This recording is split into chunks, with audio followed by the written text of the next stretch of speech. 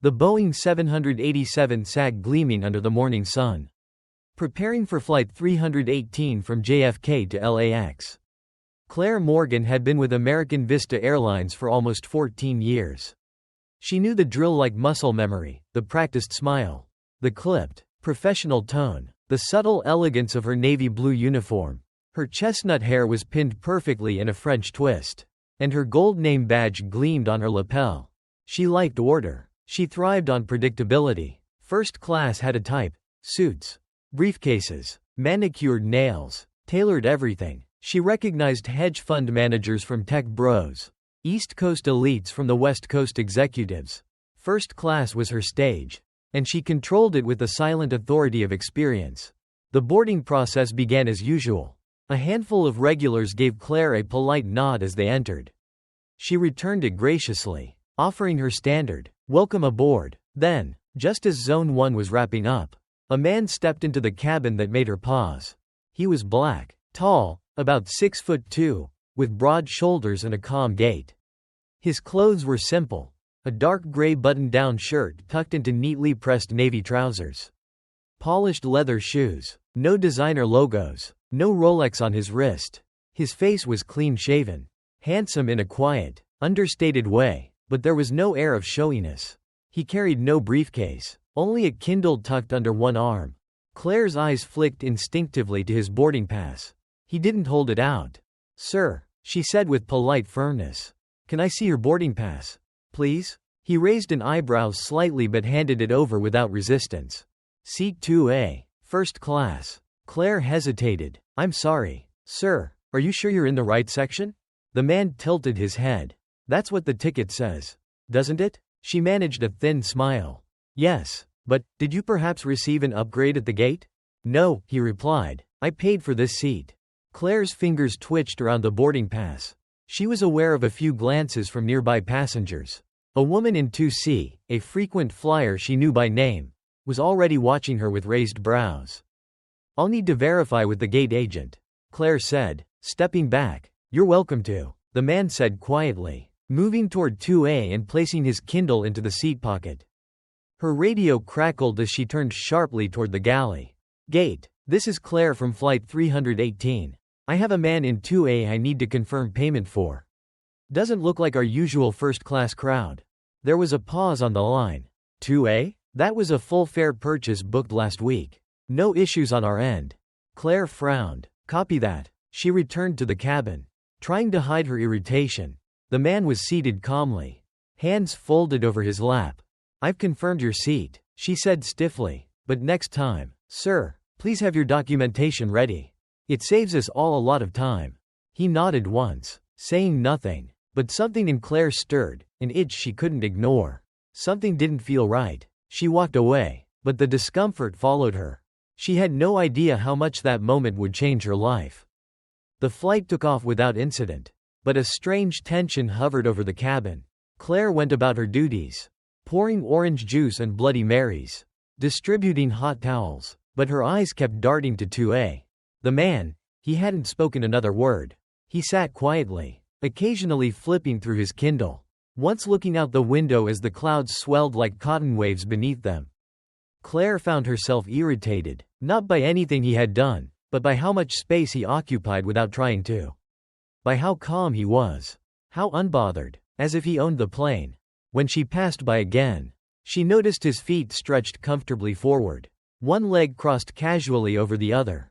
The picture triggered something deep and irrational in her, a whisper of indignation. She leaned in. "Sir, I'll have to ask you to adjust your seat. Your foot is extending into the aisle." He looked up slowly. "There's no one passing through."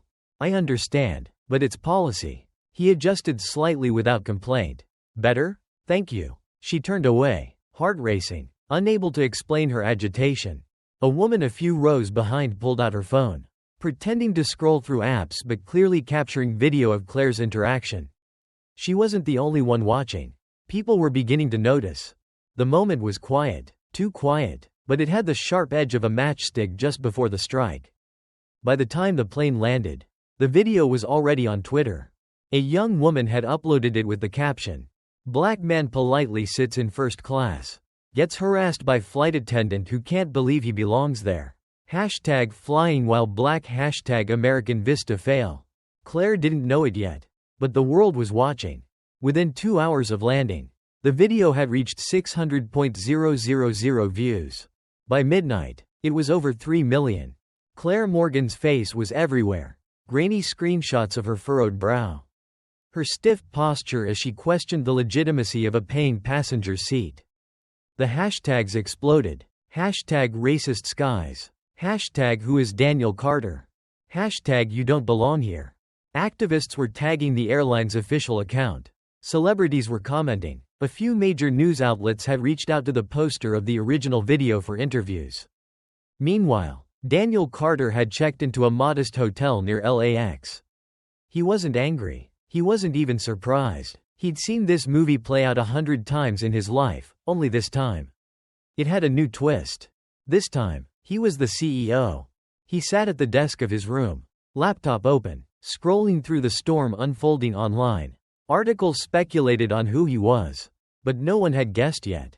His LinkedIn profile was private. The press release about his appointment wasn't scheduled for another week. And that was exactly how he wanted it. Daniel took a deep breath and sipped his tea. The scars of his past weren't visible on his skin, but he carried them in his bones. He had fought for everything, for space at the table, for respect in boardrooms, for the right to walk into a first-class cabin and not be asked, "Are you sure you belong here?" He wasn't interested in vengeance. He was interested in truth. At American Vista Airlines headquarters in Dallas, the executive team gathered in a state of controlled panic. The head of PR, the legal counsel, the diversity officer, they all filled the long glass conference table as if arriving for a wake. Angela Wu, the VP of Corporate Affairs, addressed the group. "We have a crisis," she said, "and it's only getting worse. The video is being dissected on every major platform," added another executive. "Reddit's got a whole thread tracking Claire's career history. We need to make a statement, apologize," someone said. But then Daniel entered the room. He wore a dark gray suit, subtle pinstripes, no tie. He moved with quiet confidence, scanning the room with unreadable eyes. Angela stood immediately. "Mr. Carter." Daniel raised a hand. "Let's keep it informal. I'm still Daniel." The room went silent. "You're him?" someone asked. Daniel nodded. "I am." A few jaws dropped. Others exchanged looks of horror and realization. "You were on that flight?" asked the chief operating officer. "I was in 2A. Daniel said calmly. "And I was asked, politely but pointedly, if I belonged there." Angela swallowed hard. "We had no idea. I didn't want you to." Daniel interrupted. "That was the point. I've been planning to take a few unannounced flights over the next month. See the culture, the service, the attitude of the people who represent us." He walked slowly around the table. "Now I know more than any spreadsheet could tell me." He stopped near the window. "I don't want her fired. Not yet. I want to speak with her. Alone." The room shifted in confusion. "You're sure?" Angela asked carefully. Daniel nodded. "If we're going to fix this airline, it won't be by issuing apologies. It'll be by confronting the disease. Not just the symptoms." He stared out at the runway in the distance. "She's not the first to make this mistake. She just picked the wrong black man on the wrong day." Claire sat in her apartment in Queens, her hands shaking as she scrolled through her phone. The screen lit up with notifications, mentions, reposts, and increasingly vicious comments. People she had never met were calling her names she wouldn't dare repeat aloud. Strangers demanded she be fired, banned from flying, made an example of. She barely recognized herself in the video. The way she squared her shoulders, the clipped tone. The moment she asked to verify his ticket, it looked so much worse through the lens of a stranger's phone. The airline had not yet contacted her directly, but she could feel the air tightening around her career. She hadn't slept. She hadn't eaten. She hadn't even left her apartment in 2 days. Then the email came. A summons to report to headquarters in Dallas. It was short and clinical. No explanation. No reassurance. Just a time, a place, and a directive. She packed like a robot, folding her uniform with mechanical precision. Her stomach twisted into knots. But part of her wanted this, to face whoever had started the storm. To explain herself. To reclaim her version of the story. By the time her plane touched down in Dallas, she was numb. A black town car waited for her at the curb, the driver holding a sign with her name. Claire got in silently, her palms damp against her slacks. The city rolled by the tinted windows, a blur of unfamiliar streets and nameless towers. She felt like a defendant being driven to court. When she arrived at the American Vista Executive Building, she was led not to legal, but to a sleek office on the top floor. There, behind a modern walnut desk, stood the man from 2A. Claire froze. He wasn't holding a grudge. He was holding all the power. For a moment, neither of them spoke. Claire's breath caught in her throat. She looked at Daniel, really looked at him. He was composed, but not cold. There was no smirk of vengeance on his lips. No pleasure in her discomfort. Just a man waiting. He gestured toward the chair across from his desk. Please, sit. She obeyed in silence, unsure whether to apologize, defend herself, or flee. Daniel sat as well. He folded his hands. Do you know who I am? Claire nodded slowly. You're Daniel Carter, the CEO. He inclined his head. Interim CEO. The official announcement is next week. Claire couldn't hide her confusion. You were on the flight. In first class. Yes. She lowered her gaze. I didn't know. I wouldn't have. Daniel held up a hand. Let me stop you right there. This conversation isn't about me being the CEO. It's about who you thought I was when I wasn't. Claire's lips parted, but no words came out. He continued. You asked for my boarding pass. You questioned whether I belonged. You called the gate to verify. I want to understand what you saw that made you do that. Claire's heart thundered in her chest. I'm sorry. I was just doing my job. That's not what I asked. She looked down at her lap. I don't know, she whispered. It just didn't look right. You didn't fit the profile. The profile of a first-class passenger? Claire hesitated. Daniel leaned forward. You've worked in that cabin for over a decade. You've seen thousands of travelers. Tell me what you expected to see that morning. Claire's face burned. A certain look. Suit, tie, briefcase, watch. People usually make it obvious when they fly first. And I didn't? You looked relaxed. His eyes narrowed slightly. Relaxed. That's the problem, isn't it? A black man who's too comfortable in a place people don't expect him to be. Claire opened her mouth, but he raised a hand again. I'm not here to punish you, he said. I'm here because I want to know if you're willing to see what happened. Her voice cracked. I didn't mean to. I know, Daniel said, but intent doesn't erase harm. He stood up, walked to the window. Do you have any idea how many times I've been questioned like that? In boardrooms, hotels, car dealerships, airports. Always that same question, with different words. Do you belong here? Claire's eyes welled with tears. She'd wanted to explain herself, to justify her decision, but now, in front of him, her defenses crumbled. I'm sorry, she whispered. I believe you, Daniel said, turning to face her, but saying sorry isn't enough. I want something more. She stiffened. More? I want you to do the work, he said, to see what bias looks like. Not from a textbook, from people, real stories, our passengers, our employees. I want you to walk in their shoes, not just serve their drinks. Claire blinked. Are you asking me to stay? I'm asking you to earn your place here, like we all have to. Claire's assignment was unofficial, unorthodox, and uncomfortable. For the next 4 weeks, she was removed from flight duty. No uniform, no jet setting between coasts. Instead, she was placed in what HR called immersive equity orientation, but what Claire quickly learned was a crash course in everything she'd never had to think about. It began in a small, sunlit conference room deep within the training center. There were only 5 people in the group, 2 flight attendants, a gate agent, a customer service rep, and Claire, the instructor, a soft-spoken black woman named Dr. Felicia Monroe. Didn't begin with lectures. She began with stories. Stories of passengers being overlooked, names mispronounced, parents with mixed-race children being stopped mid-boarding, first-hand accounts of crew assumptions gone awry. Claire sat in silence most days. She took notes. She listened. And the more she listened, the more her stomach twisted with shame. One afternoon, Felicia asked them to write down a moment in their own life when they had felt out of place, unwelcome. Claire thought back to her early days in training school, where her accent had marked her as too working class among the polished recruits from elite cities. She remembered feeling small, unsure, constantly judged. She shared it quietly, hesitantly. Felicia nodded. Now imagine if that feeling followed you every day. Every room, every cabin, every time you walked down a plane aisle. Claire swallowed hard. The lesson was starting to land, not in her head, but in her gut. One evening, she received a text from Daniel. "How's the view from the ground?" She hesitated, then typed back, "Humbling." His reply came instantly. "Then it's working." Weeks passed. Claire's perspective began to shift in subtle, profound ways. She began volunteering in the airline's community outreach wing. She joined town halls where lower-ranked employees spoke of long-ignored frustrations, of managers who didn't listen, passengers who treated them like furniture, colleagues who made jokes they had to laugh off just to survive.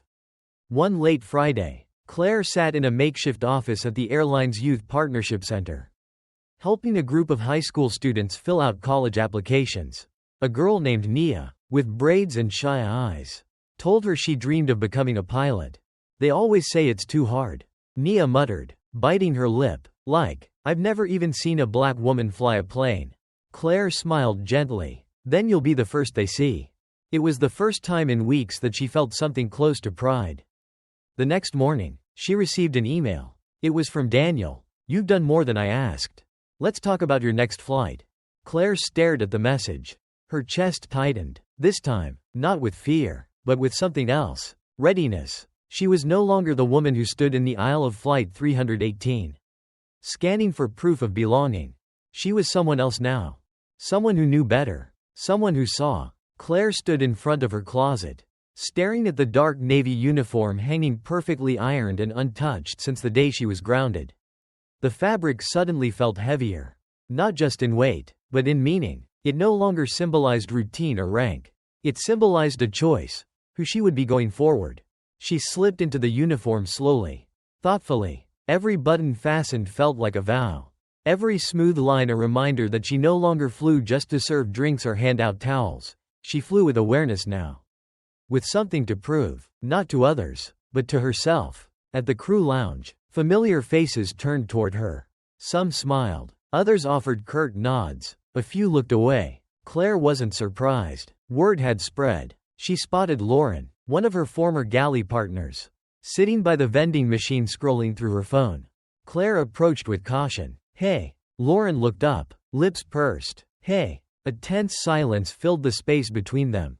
"I know things blew up," Claire said, "and I know I made a mess of it. But I'm not here to pretend it didn't happen."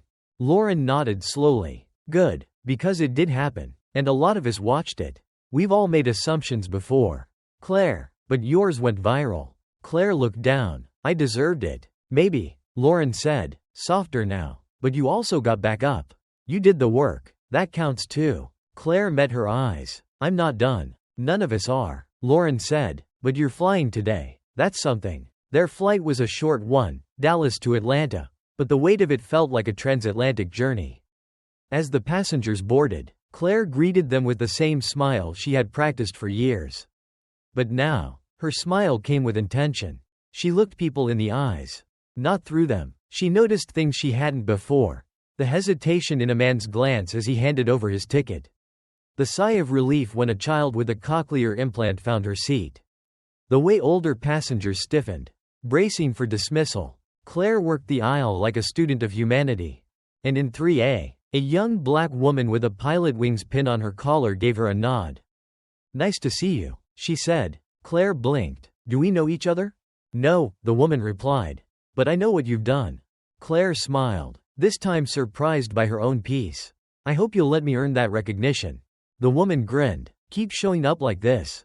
And you will." The next morning, Claire sat across from a journalist in a sterile white media room in the airline's corporate headquarters. The PR department had reached out weeks ago, asking if she'd be willing to share her journey, in her own words. She'd hesitated at first, unsure whether she was ready to be the face of both a mistake and a reckoning. But Daniel had encouraged her. "Stories change people," he had said, "especially when they're honest." The journalist, a composed woman in her 40s named Vanessa, adjusted her microphone. "We're here today with Claire Dalton, a senior flight attendant at American Vista, to talk about the events that made headlines around the world, and what came after." Claire took a breath. Vanessa leaned in. "Claire, Let's start with the moment. The video. The fallout. What was that like for you? Claire paused, choosing her words with care. Humiliating, she said softly, not just because of how I looked, but because I saw, for the first time, what I hadn't seen for years. I saw myself through other people's eyes. Vanessa nodded. Many people said it wasn't just about one flight or one mistake. It was a reflection of something bigger. Would you agree? Yes, Claire said. It was systemic, and I had played a part in it. Without realizing, I enforced an idea of who belonged in first class. And when someone didn't match that picture, I questioned him. That's not just about tickets. That's about bias. Was there a turning point for you? Vanessa asked. Claire thought back to the training sessions. To Dr. Monroe. To Nia, the girl who dreamed of flying. Yes, she said, when I realized that it wasn't about fixing one incident. It was about unlearning a lifetime of quiet rules we never speak out loud. About seeing people, not profiles. Vanessa adjusted her glasses. And the man on that flight? Daniel Carter. How did you react when you learned who he was? Claire smiled faintly. I thought my career was over. But he didn't want revenge. He wanted truth. He gave me a chance to grow. That's more than most would have done. Vanessa turned to the camera. And what would you say to others in your position? People who are afraid to admit they've gotten it wrong. Claire looked straight ahead, voice steady. I'd say it's not weakness to change. It's strength. And the sooner you stop defending who you were, the faster you can become someone better. Daniel sat in the executive boardroom. The lights dimmed slightly, the screen behind him displaying quarterly projections and route optimization models. The airline's top brass, mostly white, mostly older, were discussing cost per available seat mile when his phone buzzed. He looked down at the text. Claire's interview just aired. It's getting traction, mostly positive. Thought you'd want to know. PR. Daniel allowed himself a small smile. Mr. Carter? One of the board members asked. Thoughts on the international expansion strategy? Daniel leaned back. Expansion is important, but so is who we become while we grow. There were murmurs. He stood slowly and walked to the window overlooking the tarmac, where the airline's newest 787 sat gleaming in the Texas sun. We've spent decades selling the idea of prestige, he said. Premium cabins, loyalty tiers, lounge access. But inclusivity is not the opposite of excellence. It's how we redefine it. A few executives exchanged wary glances. Daniel turned. We can no longer afford to treat diversity as a slogan or a side project. It has to be central to our brand, to how we train, hire, and promote, and yes, to how we listen. Silence. Then a voice, Marjorie, VP of Operations, cleared her throat. You're thinking of building a new training program? I already started one, Daniel replied. Claire Dalton was the pilot case. Others are enrolling. And you want to scale it? Another asked skeptically. I want to embed it, Daniel said. I want every employee to know that their unconscious bias isn't just a private problem. It's a public risk, and that we, as a company, will lead by example. The room sat in quiet consideration. Finally, the chairman spoke. Well, if the numbers hold, and the public keeps responding, maybe it's time. Daniel returned to his seat. Satisfied. Change had taken flight. Claire's next flight was a long-haul journey, Dallas to London. She studied the passenger manifest on her tablet. Seat 1A. Carter. Daniel. Her lips curled into a smile. He boarded last, as always, dressed in a simple sweater and slacks. No fanfare. She greeted him warmly. Welcome aboard, Mr. Carter. He smirked. Am I allowed in first class today? She laughed. I'll let it slide. They shared a moment. One not of past mistakes, but of mutual respect. Later, during the flight, she walked past his seat and saw him watching a documentary on civil rights leaders. He looked up at her and gestured to the empty seat beside him. Got a minute? She sat. He looked at her for a long time. You know, it would have been easier to fire you. I know, Claire said. Why didn't you? Daniel leaned back, thinking, because if we only cut out the people who get it wrong, we lose the ones who might have gotten it right the next time. She nodded slowly. And because, he added, it's not about one perfect flight. It's about the journey. The seatbelt sign chimed on. They were about to descend into Heathrow. Claire stood up, smoothing her skirt. Then I hope I'll keep flying the right way, she said. Daniel smiled. You already are. As the plane dipped through clouds over London, Claire felt the altitude in her chest, not just from the cabin pressure, but from growth, from redemption, from flight redefined. She no longer saw the cabin as divided by class. Now, she saw it as filled with stories. And she had learned to listen. The days that followed Claire's interview felt surreal. It wasn't just the attention, though the airline's internal forums and social media lit up with discussions about her appearance. It was the tone of those conversations that caught her off guard. There were, of course, critics, those who saw her actions as unforgivable, or her transformation as performative. But there were also those who found courage in her story. In the break room one afternoon, a young Latino gate agent named Miguel approached her hesitantly, nervously folding a receipt slip in his hands like origami. "Claire?" She turned, still in her Navy uniform. "Yeah? He looked around to make sure no one else was watching. "I just wanted to say thank you for speaking up. I watched your interview twice." Claire's eyes softened. "That means a lot. I've been dealing with stuff too," he confessed. "Passengers look at me and assume I don't speak English. Or that I'm new. I've been here 6 years." Claire felt the familiar sting of shame. Not at Miguel's words, but at how often she had likely reinforced those same assumptions without knowing. "I'm sorry," she said, sincerely, "and I hope it's starting to change." He smiled faintly. "It is, slowly. But, hearing someone admit they were wrong and then try to do better? That gave me hope." They talked for nearly 20 minutes. More than just small talk about routes and weather. They shared the weariness of being part of a system that had long prioritized image over people. They talked about cultural invisibility. About being seen but not heard. About dignity and how easy it is to lose in the skies. After Miguel left, Claire sat alone for a while, thinking about all the stories like his that had never been told. It dawned on her that her journey had only cracked the surface. The real change would take many voices, amplified, not silenced. And maybe, just maybe, hers could help lift others into the spotlight. Daniel stood in front of the airline's Diversity and Equity Advisory Council, flanked by HR leaders, union reps, and 2 members of the board. The room smelled faintly of printer toner and brewed coffee. But the energy was sharper, charged.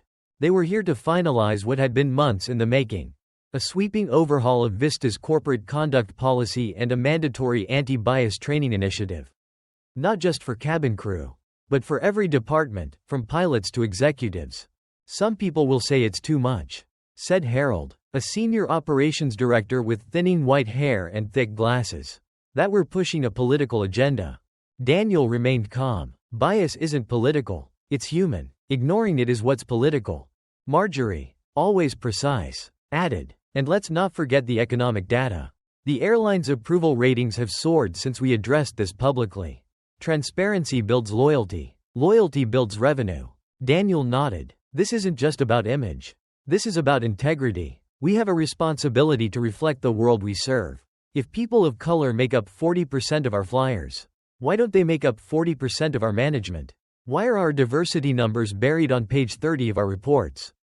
Silence answered him first. Then slowly, heads began to nod. The vote passed unanimously. A new directive would be sent to every department. Unconscious bias training. Transparent hiring practices. Equity audits. Passenger experience reviews. It was ambitious. It would spark backlash. But it was real. Later, as Daniel sat in his office, his assistant dropped off a thick folder labeled Pilot Diversity Recruitment Initiative. He flipped through it, noting scholarship partnerships with HBCUs, mentorship programs, and expanded intern tracks. He paused at a photo of a graduating class of young female pilots. Their smiles wide, uniforms crisp. One face caught his attention. A young woman with bright eyes and an unmistakable spark. He remembered her. Nia, the girl who once dreamed in terminal lounges. The future, he realized, was already boarding. Nia adjusted her tie nervously in the mirror of the crew lounge bathroom. Her uniform still felt new, the fabric stiff with ambition and promise. Her name badge read, Nia Coleman, First Officer Trainee. It felt like a dream pressed into plastic and clipped to her chest. She had made it, from watching jets rise from her window in East Baltimore to being in the cockpit of a 737. It had taken 4 years, 2 scholarships, 3 part-time jobs, and a single email from someone named Daniel Carter inviting her to apply to Vista's pilot development program.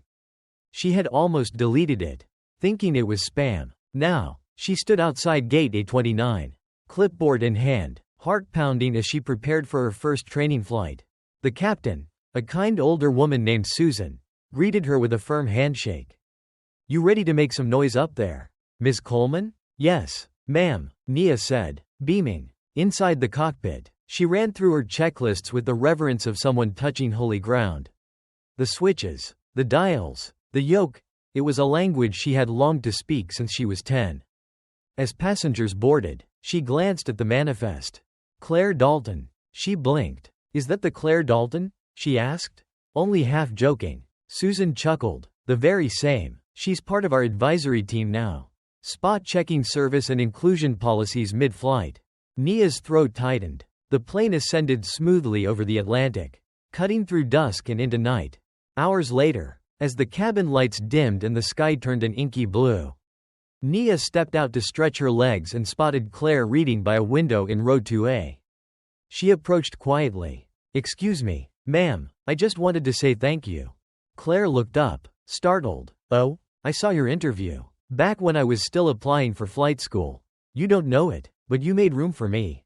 Claire put down her book. Her eyes glistened. "And you filled it," she said, beautifully. They sat together for a few minutes. Strangers once divided by experience, now connected by transformation. Nia eventually returned to the cockpit, her heart fuller than it had been that morning. For the first time, she didn't feel like she was borrowing someone else's seat. She was flying her own story. Daniel stepped onto a stage at the National Aviation Inclusion Conference in Chicago. The applause still echoing from the previous speaker's final line. "Inclusion is not charity, it's strategy." He surveyed the audience, hundreds of airline professionals, students, policymakers. A mural-sized image of a jet rose behind him on the screen. The caption, "Rising Together." He began, not with statistics, but with a story. 3 years ago, he said, a flight attendant made a decision that would change not only her life but mine. And yours. He spoke about the incident, the mistaken assumption, the viral fallout, but then he shifted. She wasn't cancelled, she was corrected, and she chose to grow. He told them about the training programs, the new policies, the hiring initiatives, the passengers who felt seen for the first time. Then he paused. "But we're not done. Change is not a terminal, it's a runway. It's ongoing, and it requires each of us to check our altitude. Are we flying above the storms we helped create? Or are we flying through them, with awareness, with courage, with intent?" The crowd was silent, listening. He finished. "Diversity doesn't board quietly. It comes with voices, stories, truths. Let's not just offer them a seat. Let's invite them to fly the plane." A standing ovation followed, not out of politeness, but from urgency. Daniel stepped down, heart pounding. He knew this wasn't the final chapter. It was a new gate, opening. Outside, the sky was wide and waiting. Months had passed since Daniel's keynote, but the ripple of his words had not faded. Vista Airlines had begun to feel like a different company, quieter in some ways, more thoughtful. Employees were asking better questions. Policies were reviewed not only for efficiency but also for fairness. There was a sense, however fragile, that something permanent had shifted. It was on an unusually rainy Tuesday that Daniel received a letter, not an email. Not a memo, but an honest-to-God handwritten letter. It was written in delicate, looping cursive on thick paper that smelled faintly of lavender. The return address was from Georgia. The sender was Marla Jenkins. Daniel sat down at his desk. Curious, he unfolded the letter and began to read. "Dear Mr. Carter, my name is Marla Jenkins. I was a passenger on Flight 227 from New York to Atlanta. Nearly a year ago, I was seated in 2B. The man next to me was treated poorly by the crew. I did not speak up. I watched it unfold in silence. I have lived with that guilt. I wanted to thank you for bringing the truth to light, for not letting the story be buried, for not turning your back on the company, but choosing to repair it instead. Since that day, I've taken a course on anti-racism at my local library. I've started volunteering with a youth mentoring program. I've begun to change, not just in how I see others, but in how I see myself. Sometimes, Progress begins in the quiet shame of inaction. Sometimes it begins again in the decision to try. You gave me the courage to try. With gratitude. Marla. Daniel leaned back, overwhelmed. It wasn't just about corporate culture or public relations anymore. This was personal. The ripple had reached the shore of someone's conscience and turned into a wave. He wrote back. In the months that followed, dozens more letters arrived, from passengers, from crew, from people who had been inspired by the story or challenged by it. Not all were positive, some were defensive, some angry, but most were honest, and that honesty was where change could begin. The airline began compiling these letters into an internal newsletter called The Manifest, not just a list of passengers, but a collection of voices. Each voice was a checkpoint, a reckoning, a reminder that flying, at its best, lifts more than just planes. The sky looked different when Claire walked down the jet bridge, now not as a flight attendant, but as a guest speaker. Her heels clicked against the polished floor, a sharp contrast to the rubber-soled shoes she had worn for over a decade. But it wasn't just the uniform that had changed. It was the woman inside it. She had taken a 6-month leave to attend a graduate program in diversity and organizational leadership in Chicago.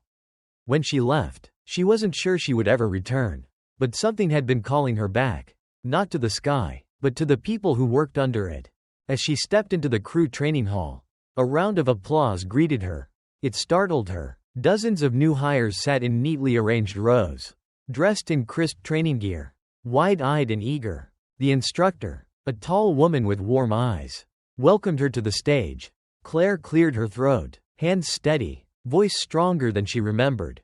When I joined Vista Airlines, I was 24 and scared of everything.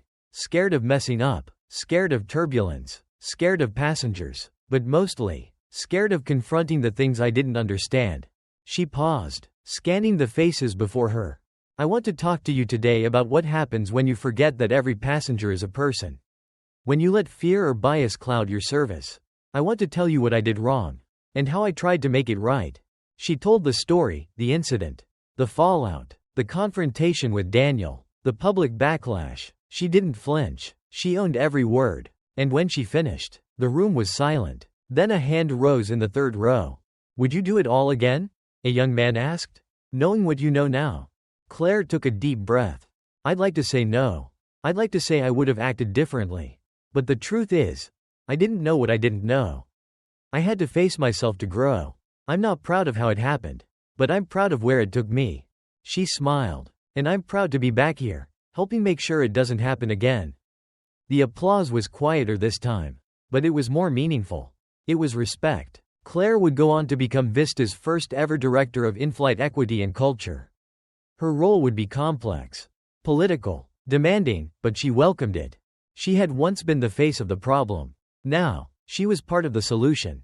Daniel's term as CEO was nearing its final year.